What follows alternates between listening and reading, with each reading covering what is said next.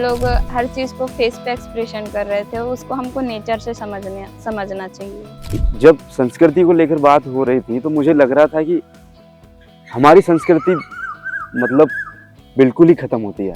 शब्द अगर बदल गया ना तो उसका मीनिंग अर्थ बदल गया। कहते हैं ना, शब्द बदले तो अर्थ बदले। ये ट्रेनिंग गर्मी में हो रही है तो क्या लोग आएंगे, क्या अपने घर या कंफर्ट जोन से निकल पाएंगे।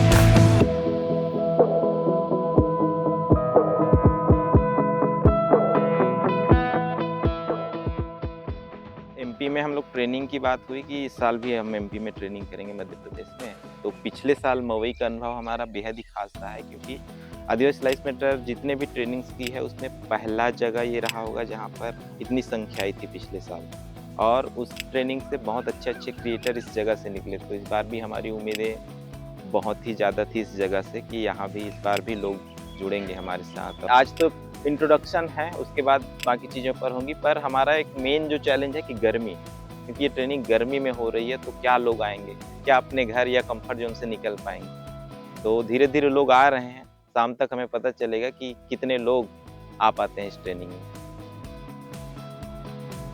यहाँ आके मेरे को समझ में आया कि मतलब जो भी चीज़ हम देखते हैं, जैसे कि कल हमारा फोटोग्राफी का था, तो हम लोग हर चीज़ को फेस पे एक्सप्रेशन कर रहे थे, उसको हमको नेचर से समझना चाहिए। या फिर हमारे पास जो चीज़ें नहीं हैं उनसे भी हमको समझना चाहिए। सारी एक्सप्रेशन, सारी भावनाएं हमारे ही अंदर नहीं हो सकती, हर किसी के पास होती है।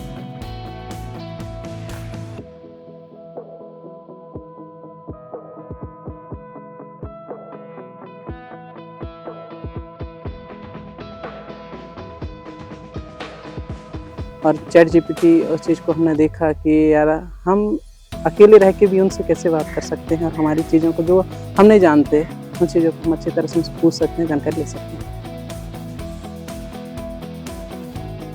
जो हमारी चीज़ें हैं, संस्कृति है, रीति रिवाज हैं, जो ये हम सारी चीज़ों को अपने तरीके, मतलब जो यूट्यूबर हैं या फिर अदर कास्ट के सोशल मीडिया वाले जो लोग हैं वो अपने तरीके से प्रदर्शित करते हैं, और हम लोग अपने तरीके से उसको, मतलब जो एग्जैक्ट है उसको अपने तरीके से मतलब बता सकते हैं। और दूसरी बात ये है कि जब संस्कृति को लेकर बात हो रही थी तो मुझे लग रहा था कि हमारी संस्कृति मतलब बिल्कुल ही खत्म होती जा रही। जब मैं कल समझ रहा था कि आदिवासी समुदाय में भारत में कितनी जनजातियां हैं और उन जनजातियों में हमारा नाम आता है या अभी नहीं, ये मैं मतलब मुझे ये बहुत इफेक्टिव लगा।